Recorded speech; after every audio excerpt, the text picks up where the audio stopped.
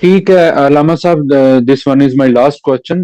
جو سیدہ فاطمہ زہرا کے دروازے کی جلانے کی روایات آئی ہیں کتاب میں، جی کیا مجھے بتائیں گے کہ سلیم بن قیس ہلالی کی جو کتاب ہے اس سے ہم۔ پہلے کسی کتاب میں یہ واقعہ کسی راوی نے روایت کی ہے؟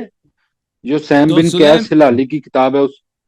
سلیم ابن قیس عالم اسلام میں قرآن کے بعد سب سے پرانا کتاب ہے، ٹھیک ہے نا؟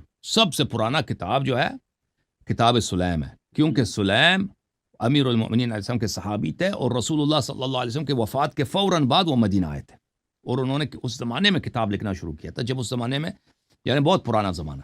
تو لیکن سلیم کے علاوہ دوسرے ذرائع سے، یعنی بعض لوگوں نے سلیم سے نقل کیا نا، سلیم کی جو روایت ہے وہ مشہور ہے، معروف ہے، اس کی اپنی کتاب میں موجود ہے، اور جن لوگوں نے سلیم سے روایت کی ہے وہ موجود.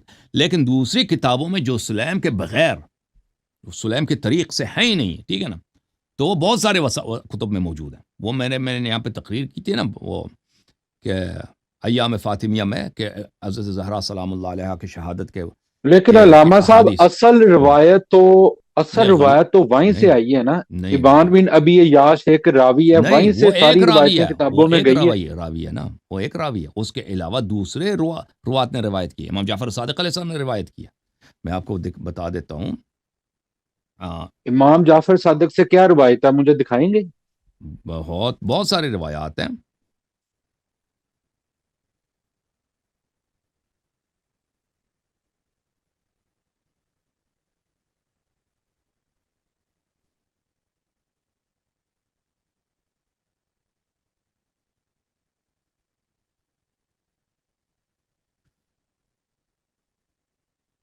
یہ کتاب ہے کامل الزیارات، یہ نہایت ہی معتبر کتاب ہے شیعہ مذہب میں. ابن قولوی نے لکھی ہے، ان کی وفات ہے سنہ 368 میں. وہاں اس کتاب میں باب 108 میں حدیث نمبر ہے 12، صفحہ نمبر ہے 547، یہاں پہ شروع ہوتی ہے حدیث نمبر 12 صفحے کے آخر میں، ٹھیک ہے نا. یہاں پر اللہ، جب حضرت امام جعفر صادق علیہ السلام کی حدیث ہے کہ جب رسول اللہ صلی اللہ علیہ وسلم آسمان میں گئے تھے معراج کے لیے، تو اللہ تعالیٰ سے ان سے مخاطبہ ہوا تھا. اللہ تعالیٰ نے کہا تھا کہ میں 3 چیزوں میں تیرا امتحان لوں گا یا حبیب صلی اللہ علیہ وسلم، تاکہ تیرے صبر کا امتحان لوں گا. رسول اللہ صلی اللہ علیہ وسلم نے فرمایا کہ میں تیرے امر کے سامنے، تیرے حکم کے سامنے تسلیم ہوں میں میرے رب، اور میں تیرے سے قوت مانگتا ہوں اور تیرے سے مدد مانگتا ہوں صبر کرنے کی.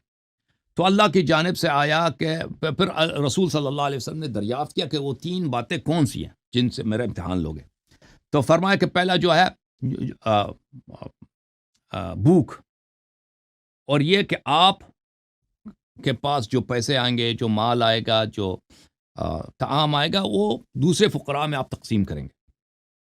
یہ خود آپ محتاج ہوں گے، اہل خانہ آپ کے محتاج بھوکے ہوں گے، لیکن آپ کو اپنے پیٹ سے کاٹ کر اپنے گھر والوں کے پیٹ سے، اہل بیت کے پیٹ سے کاٹ کر دوسروں کو دینا ہوگا. رسول صلی اللہ علیہ وسلم نے عرض کیا یا رب ورضیت وسلمت ومنک التوفیق والصبر، میں راضی ہوں، میں نے مان لیا ہے، اور تجھ سے میں صبر کروں گا اور تجھ سے توفیق مانگتا ہوں. دوسرا یہ ہے کہ لوگ تیری تکذیب کریں گے اور تو شدید خوف میں، ہر طرف سے دشمن ہوں گے، سب قبائل تیرے دشمن ہوں گے، تیرے خون کے پیاسے ہوں گے، شدید خوف سے تیرا میں امتحان لوں گا. اور اہل کفر تجھ پہ حملے کریں گے، بڑے سخت ایام آئیں گے.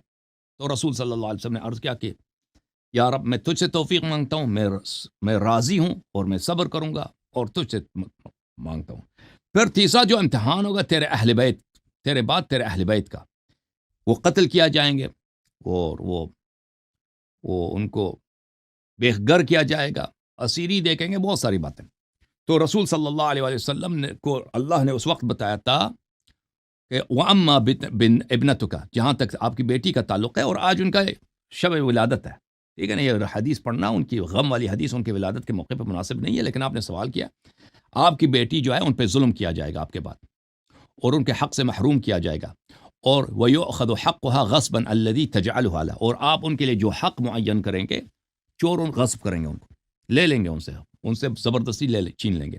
وَتُضْرَبُ وَهِيَ حامل،